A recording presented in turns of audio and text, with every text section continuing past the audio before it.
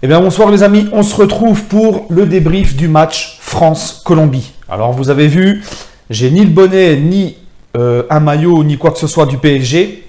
Parce que ce soir, on ne parle pas du PSG, on parle des Bleus. Vous m'excuserez, j'ai pas de maillot des Bleus ni rien, encore à la maison.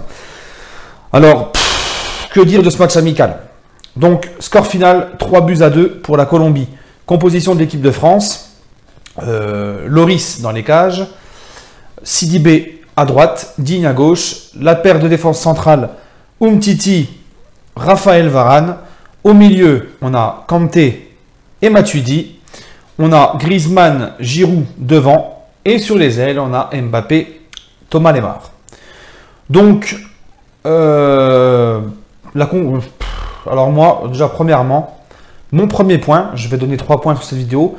Le premier point, une équipe de France a 2 visages. Voilà, une première mi-temps et une deuxième mi-temps.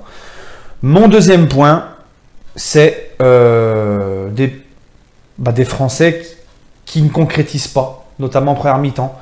Ils ont eu pas mal d'occasions, ils auraient pu enfoncer le clou, mais ils ont loupé en première mi-temps les occasions des décisifs qui auraient pu apporter un 3e, voire un 4e but. Et ensuite, la défense. Parce que moi, franchement, j'ai un gros souci avec la défense des Bleus. Alors, le match, c'était parti sur les chapeaux de roue. On voit une équipe de France au taquet, une équipe de France à fond. Ça joue. Moi, je ne suis pas un fan du jeu à la Deschamps, j'ai déjà dit. Mais ça joue, ça passe sur les côtés, ça a la grinta, ça joue vite. On voit un Mbappé qui percute, qui dribble. Un Lemar en feu, Kanté il est partout, Kanté c'est la crème des crèmes. Une équipe de France quasiment pas inquiétée. Loris, il aurait pu aller chanter avec les Gaulois, je ne sais quoi, là, le groupe de supporters, je ne sais plus comment il s'appelle. Enfin bref, franchement, une première mi-temps magnifique. Et ce qui plombe un petit peu cette première mi-temps, eh ben, c'est ce manque d'efficacité des Bleus. Il y a eu des occasions. Ospina a sorti un arrêt devant Griezmann. Il y a eu des occasions, ils n'ont pas concrétisé. Des fois, au lieu d'essayer d'aller au bout de l'action, ils ont essayé de faire des petits machins entre eux, etc. Et ensuite, il y a ce but qui plombe tout, le but gag des Colombiens, qui plombe tout en fin de première mi-temps, qui remet la Colombie dans le match. Parce que je suis persuadé qu'à 2-0 à la mi-temps, c'est pas du tout le même match en deuxième que le 2-1. C'est le but qui leur redonne de l'espoir aux Colombiens. Et sur le but, encore une fois, bravo Loris. Alors Loris, ça fait super longtemps que moi je le dis. Vous pouvez ne pas être d'accord avec moi. D'ailleurs, vous pourrez répondre par commentaire si vous n'êtes pas d'accord.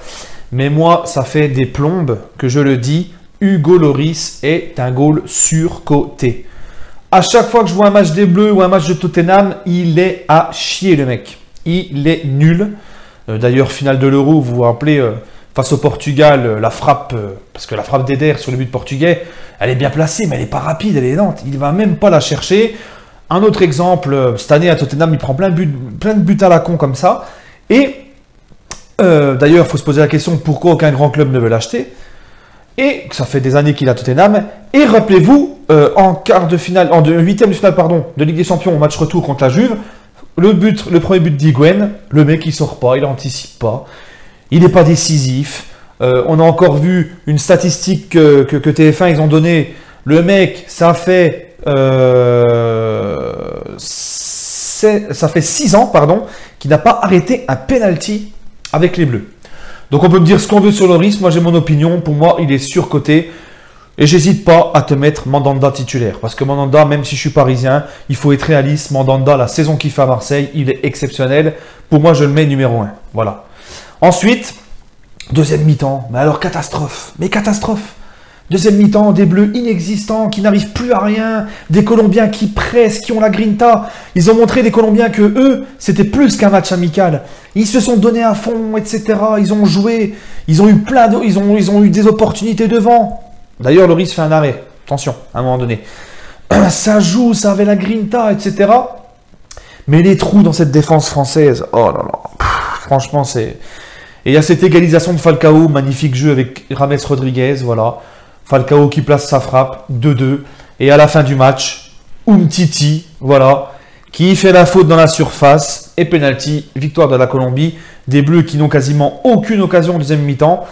Mais bon, il y a aussi un choix que Deschamps a fait et que ça m'a énervé. Parce que les amis, Mbappé, c'est pas parce que je suis parisien quoi, là je vous parle en étant neutre. Mbappé, pour moi, avec Lemar devant, c'était le joueur le plus dangereux de l'équipe de France. Il peut te faire la différence à tout moment, avec des dribbles, sa percussion. Il était en jambes ce soir, Mbappé. On l'a vu. T'as le Dédé, il te le fait sortir. Il te fait rentrer, bon, Dembélé, bon, je sais même pas pourquoi il est en équipe de France pour cette tournée de matchs amicaux là. Parce que le mec, il vient de revenir avec le Barça, il a pas encore le rythme. Alors, il fait rentrer Dembélé, il sort Mbappé, et il laisse Giroud encore jusqu'à la 70e. Pourquoi tu mets pas Mbappé en 9 en attendant que Ben Yedder y rentre et tu fais sortir le Giroud? Alors le Giroud, excusez-moi. Alors le Giroud, je sais, on va me dire, il a encore fait le job ce soir, il a marqué son 30e but en bleu. Ça, je ne le nie pas. Giroud l'a marqué, il l'a mis au fond, il a eu une occasion, il l'a mis au fond. Mais s'il vous plaît les amis, soyez réalistes et regardez en deuxième mi-temps, surtout en deuxième mi-temps, le mec il a plus de jus, il est essoufflé, il fait aucun pressing, je parle de la deuxième mi-temps, hein. Il fait aucun pressing, il ne servait à rien. Alors à ce moment-là, à la 55e, je crois, ou 60e, il sort Mbappé et il laisse Giroud. Mais Mbappé en 9 en attendant que Ben Yedder y rentre et sort le Giroud. Il était cramé le mec. Il était complètement cramé, statique, plus de pressing, plus rien. Et en première mi-temps, bon, il fait son job, il marque. Mais c'est pareil, en première mi-temps, Giroud, que des mauvaises passes. À un moment donné, Mbappé lui sert un ballon en profondeur, il se fait rattraper par le défenseur parce qu'il traque une caravane, le mec. Pas de vitesse, pas de technique, rien. Alors il marque, certes, d'accord. En même temps, son but, je pense que ce soit Ben Yedder ou l'oncle Benz, je pense que n'importe qui l'aurait mis dans la surface. Bon, il est bien placé, mais il est devant les cages, il est encore bien servi. Il a installé sa campe, sa toile, il a installé la Quechua dans la surface, il a marqué. Non, sans déconner, il fait son boulot, il a marqué. Mais, il n'apporte rien. Moi, je le dis, je reste sur ma position.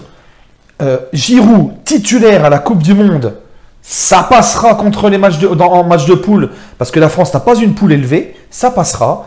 Mais, je peux vous garantir que, lorsqu'on va affronter, si les Bleus passent la poule, ce qui serait un drame s'ils ne passent pas la poule, si Giroud est titulaire face à une grosse nation comme le Brésil, l'Allemagne, l'Espagne, etc., je peux vous garantir, les amis, que ça se verra et ça se payera. La France ne peut pas gagner la Coupe du Monde avec ce mec titulaire. Au pire, tu le fais rentrer dans les 20 dernières minutes, il peut te mettre une tête sur un corner ou un but comme tout à l'heure contre la Colombie, il est dans la surface, hop, il est là. Mais ce mec-là, il ne faut pas qu'il soit titulaire. Et en plus de ça, en deuxième mi-temps, mais il doit sortir bien avant. Il est cramé physiquement, le mec. Il fait même plus de pressing, il ne sert à plus rien. Enfin bref, voilà. Et aussi un autre joueur sur qui je veux revenir, Kanté, magnifique. Kanté, pour moi, il est magnifique. Sidibé à droite, défensivement, ça a quand même des lacunes.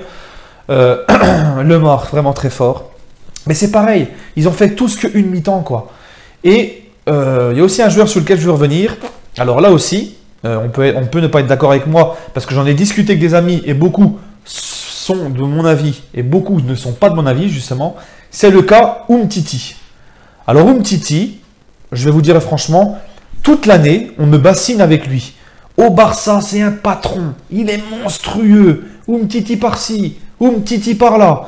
Mais à chaque fois que je vois un match d'Umtiti avec les Bleus ou même quand je regarde le Barça, il ne m'a jamais impressionné. Et le penalty, c'est Umtiti qui le provoque. Voilà. Donc on peut me dire, oui, il est monstrueux, c'est le patron que le Barça. Bon, moi je regarde quasiment pas les matchs du Barça. Je les ai regardés en Ligue des Champions, un petit peu en championnat. Et je le regarde surtout Umtiti avec les Bleus. Mais bon, apparemment avec les Bleus, c'est vraiment pas le même Umtiti qu'au Barça. Parce que moi, de ce que je vois avec les Bleus, à chaque fois qu'il y a un match d'équipe de France, cette défense, elle est fébrile. Alors le Deschamps, je sais pas ce qu'il fait. Il nous fait rentrer Thauvin pour qu'il sert de touriste, il n'a rien foutu. Pourquoi tu fais pas rentrer Kimpembe? Fais-le un petit peu jouer le Kimpembe, il attend que ça. Le mec à chaque fois tu l'appelles, tu nous vantes ses qualités. Moi je vous le dis clair et net les amis, Kimpembe il bouffe Umtiti. Ça c'est clair et net pour moi, c'est mon avis. Franchement les amis. Bref, on va pas tirer de conclusion hâtive sur un match amical. On sait que La Coupe du Monde est encore, enfin, elle est pas trop, elle est proche, mais elle est pas trop loin, elle est encore loin quand même. Il reste beaucoup d'échéances en club pour tous les joueurs. On ne peut pas encore tirer de conclusion sur ce match amical, mais on aurait aimé voir une équipe de France quand même, comme en première mi-temps, avoir aussi la dalle et aussi investi en première qu'en deuxième. Mais nous ne tirons pas de conclusion hâtive, comme je vous le répète, car beaucoup de joueurs ne veulent peut-être pas aller au contact pour pas se blesser, il reste encore des échéances et tout. Et croyez-moi, quand tu te dis j'ai peur de me blesser, il y a le mondial qui arrive, ça peut aussi jouer mentalement, ça peut être aussi une explication que les joueurs lèvent le pied. Mais en attendant, les Colombiens, eux, Coupe du Monde ou pas, ils n'ont pas levé le pied, ils ont été même meilleurs en deuxième qu'en première. Voilà les amis, sur ce, c'était pas prévu que je fasse ce débrief, mais en fait, débrief des Bleus, je vais les faire aussi. Même si c'est des matchs amicaux, j'avais prévu de les faire que pendant le mondial, mais je vais les faire aussi parce que vous avez été plusieurs personnes à me le demander de faire le débrief des Bleus, donc je le fais. Sur ce les amis, je vous souhaite une bonne soirée et bah, mardi pour Russie-France.